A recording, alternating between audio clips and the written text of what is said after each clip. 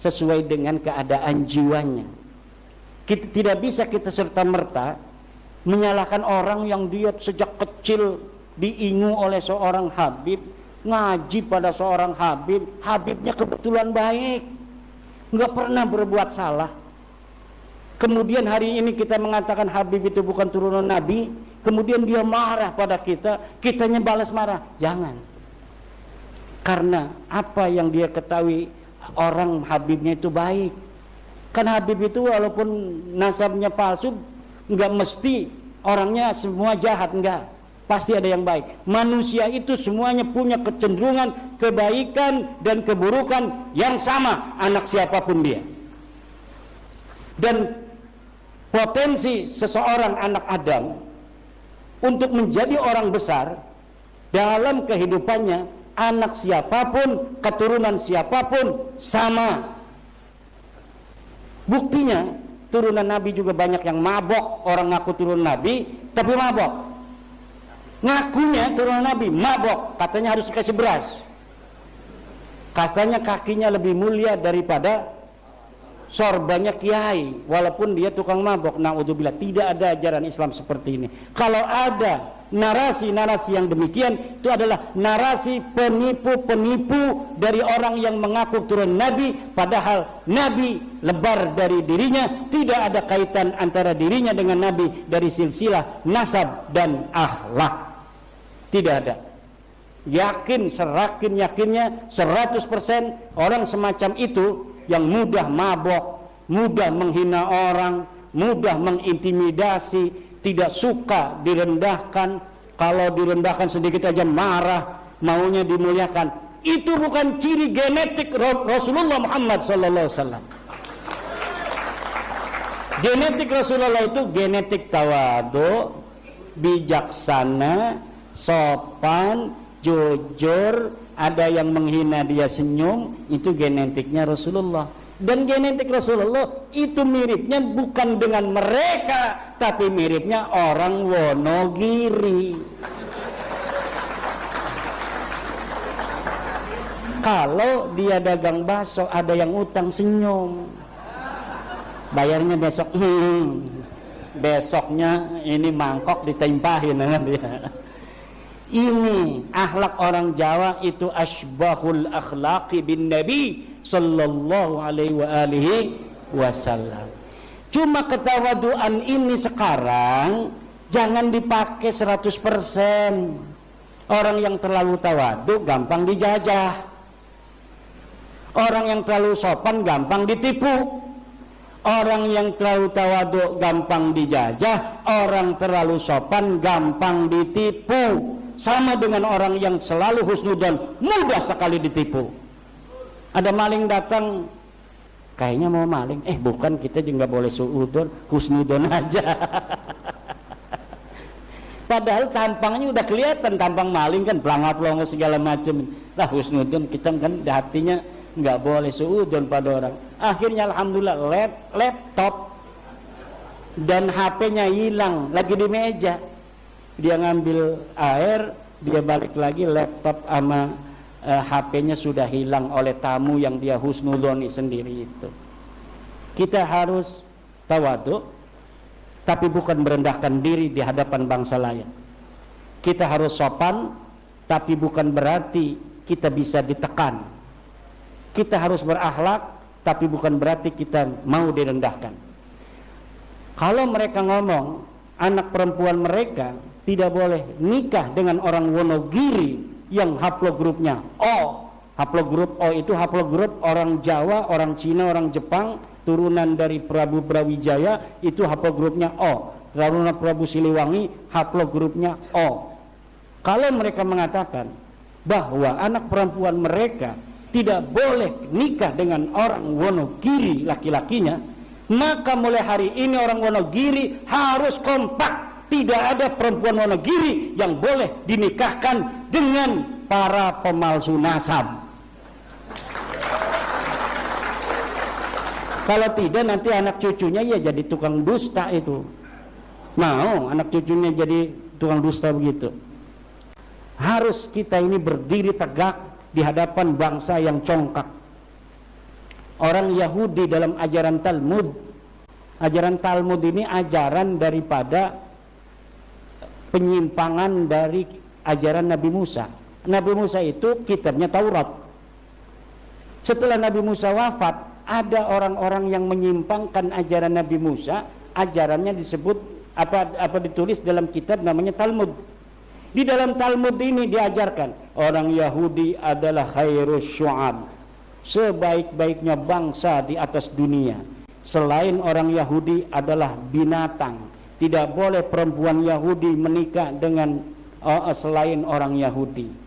Selain orang Yahudi boleh dibunuh. Selain orang Yahudi boleh ditipu. Selain orang Yahudi tidak ada punya hak untuk hidup di muka bumi. Dibunuh aja boleh, karena tidak mempunyai hak hidup di muka bumi. Dan selain orang Yahudi, menurut ajaran kitab Talmud, bukan keturunan Nabi Adam alaihissalam. Ajaran-ajaran penyimpangan dari ajaran Musa itu sekarang dikembangkan oleh orang yang merasa keluarganya, nasab keluarganya lebih tinggi dari nasab keluarga orang lain. Kalau ada orang Wonogiri, orang Indonesia yang masih menghormati keluarga-keluarga yang mempunyai pandangan merendahkan kita yang menghormatinya semacam itu bodoh banget itu orang Wonogiri. Udah direndahkan. Dia kalau melihat orang Wonogiri, nggak level. Kitanya mah hormat, nyium tangannya, tapi dalam hatinya nggak level. Dia bawa anak perempuan, kita ngeliatin anak perempuannya, lo turunan apa lo ngeliat-liat anak gua? Padahal kitanya menghormati. Tidak ada lagi mulai sekarang. Kita bangsa besar, kita turunan pembangun daripada Borobudur, kita turunan pembangun daripada Prambanan. Peradaban Indonesia yang besar di masa lalu melahirkan kita hari ini yang ada di muka bumi dari peradaban dan orang-orang yang besar di masanya. Dan tidak boleh orang Wonogiri, orang Jawa merendahkan diri serendah-rendahnya di hadapan bangsa lain, baik atas nama kemanusiaan atau atas nama agama. Tidak boleh orang Wonogiri, orang Jawa merendahkan diri di depan siapapun. Kita kembangkan, mungkin ada pertanyaan. Yang tidak setuju juga boleh, tapi jangan marah-marah. Disampaikan oleh Pak Yai adalah tentang Ba'alawi. Pertanyaannya, apakah semua kabit-kabit yang ada di Indonesia ini semuanya itu masuk Ba'alawi atau ada kotak-kotak Pak Yai? Nah, artinya semuanya mengkotek, napa masih ada pemilahan Pak Yai? Monggo dipenjelasaken nggih. Itu yang pertama. Yang kedua, untuk Wali Songo, ini kayaknya belum dipaparkan. Monggo mangke dipunjelasaken apakah Wali Songo itu katut Ba'alawi atau mboten, ngoten nggih. Mengenai Ba'alawi, Habib-habib yang di Indonesia, apakah semuanya inqita, terputus kepada Nabi Muhammad SAW? Semua yang merasa dirinya Habib itu bermarga Ba'alawi, itu semuanya nasabnya ke Alwi bin Ubaidillah. Semuanya putus, karena memang Ahmad bin Isa tidak punya nama anak namanya Ubaidillah. Anak siapa? Wallahu alam. Ya orang-orangnya aja tidak terdeteksi, apalagi nama bapaknya. Orangnya aja tidak terdeteksi. Lalu marga apa-apa saja itu yang masuk Ba'alawi. Nah, mereka punya kekhasan, keluarga mereka dipanggilnya Habib. Jadi kalau yang dipanggil Habib itu Ba'alawi, bukan turunan Nabi. Kalau turun Nabi itu memiliki tanda panggilan tersendiri, Syarif dan Sayyid. Kalau mereka keturunan Nabi yang melewati seorang raja atau gubernur, itu biasanya menggunakan Syarif. Tapi kalau keturunan ke atasnya tidak melewati raja, para ulama-ulama saja, itu biasanya hanya menggunakan Sayyid. Maka syarif-syarif Mekah sebelum dikuasai oleh Wahabi itu gelarnya Syarif Makkah. karena dia selain sebagai seorang penguasa Mekah juga keturunan daripada Rasulullah Muhammad sallallahu alaihi wasallam. Lalu apa saja itu marga-marganya? Banyak, saya searching ini ada 114 marga. Yang ada di Indonesia mungkin hanya setengahnya. Ada Asiri, Al-Junaid, Al-Baharun, Al-Gadri, Al-Bin Sahil, Jamalulail, Bahasan, Basaiban.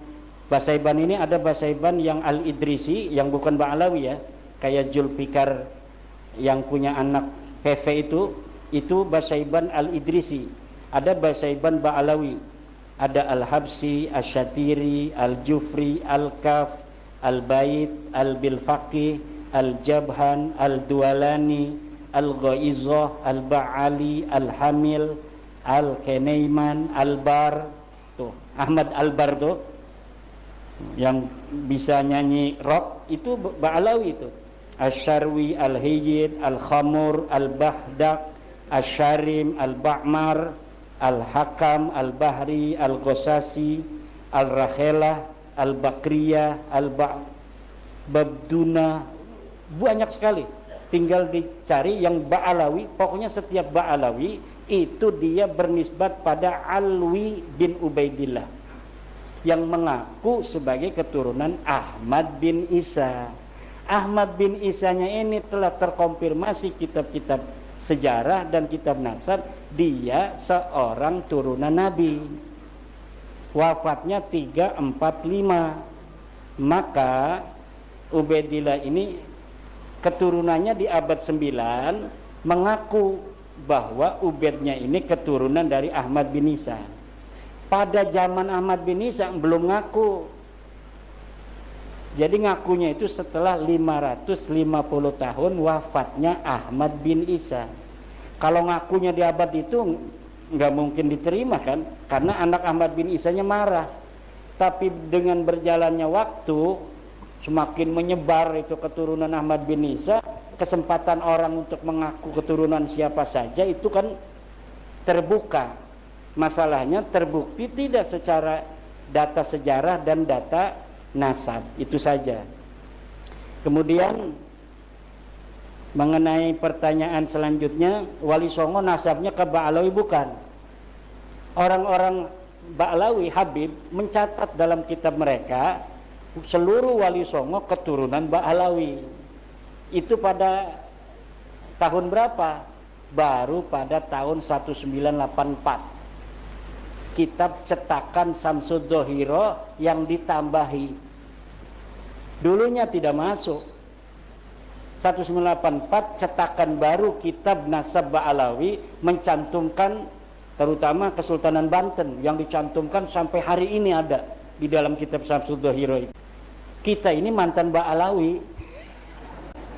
Tahun 2012 saya itu menjadi pencatat nasab bersama teman-teman dari keluarga Kesultanan Banten, itu masih ke Ba'alawi karena belum ditemukan keraguan waktu itu.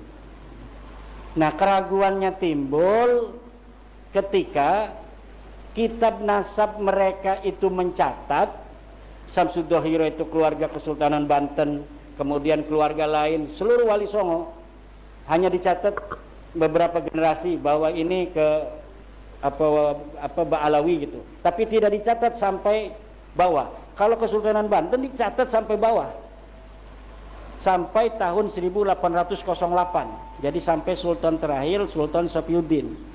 Nah, kalau Sunan Giri hanya Sunan Girinya saja gitu, Sunan yang lainnya saja. Tapi kalau Sultanan Banten dicatat sampai tahun 1808, keturunan Sultan Sapiuddin sampai Sultan hari ini. Cuma Sultan budaya itu masih ada di dalam kitab Samsud Dhohiro.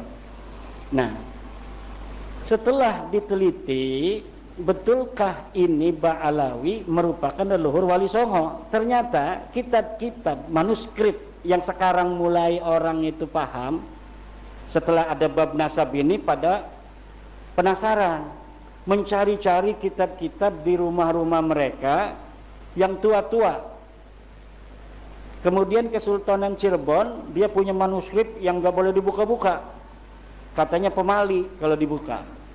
Akhirnya sekarang mau buka. Nanti setelah dari sini saya ke Kesultanan Cirebon, diminta oleh Pangeran Kodiron Patih dari Kanoman untuk bersama-sama membicarakan nasab Wali Songo. Karena di Kesultanan Cirebon pun lihat itu di makam Sunan Gunung Jati masih Ba'alawi. Nggak heran kalau nasab-nasab kiai lain di Nusantara ini masih Ba'alawi. Karena Kesultanan Cirebon sendiri belum serta-merta begitu saja menerima. Walaupun saudara-saudara saya dan selalu SMS-an tiap hari. Tapi untuk merubah itu kan kita perlu hati-hati. Lalu mulai kapan? Masa iya 1984 saja ketika nasab Wali Songo itu ditulis dalam Samsul Hiro? Bukan. Sebelumnya sudah ada tahun 1960 sebuah manuskrip palsu ditulis. Jadi ada namanya manuskrip Negara Kertabumi. Katanya karya Pangeran Wangsakerta, salah satu putra Raja Cirebon tahun 1670. Nah, tahun 1670 di dalam manuskripnya itu ditulis silsilah Sunan Gunung Jati sampai ke Ubedillah. Setelah ini manuskrip dibawa ke ahli filolog dari Universitas Indonesia, ternyata kitab ini kertasnya tua, setelah pakai ludah, seret, tuanya hilang. Kertasnya ternyata kertas Manila. Kertas Manila itu ya kertas zaman sekarang itu, kayak karton itu. Itu. Jadi upaya itu sudah sejak 1960. Lalu yang tertua lagi di mana? Yang tertua lagi dalam tulisan Habib Salim bin Jindan. Habib Salim bin Jindan datang ke Kesultanan Banten, Sultanan Cirebon, Jogja, Solo, Madura. Bertemu dengan Syekh Holil Bangkalan. Kemudian ini Syekh Holil, silsilahnya Syekh Holil ini dari Ampel, ini dari Sunan Gunung Jati sampai ke Rasulullah. Akhirnya sekarang orang-orang pada berihtijaj dengan Syekh Holil. Katanya Syekh Holil sendiri sudah menetapkan Wali Songo ini ke Ba'alawi. Iya, karena Syekh Holil mendapatkannya dari Habib Salim bin Jindan. Habib Salim bin Jindan itu adalah ayah dari Habib Ahmad bin Jindan, orangnya soleh, tawadu, karena dia ngajinya sama kiai-kiai, bukan nama Ba'alawi. Dia ngaji sama kiai-kiai, makanya tawadu. Habib itu kalau ngaji sama kiai ya kayak kita, tawadu. Kenapa? Sinaran cahaya Jawa, keramat Nusantara itu akan masuk ke dia. Yang berbeda-berbeda itu, lihat gurunya ada nggak guru Jawa, dapat nggak dia keramat tanah Jawa? Nggak dapat. Kalau yang sombong-sombong itu nggak dapat keramat tanah Jawa. Jadi dia tidak dapat doa dari Sabdo Palon.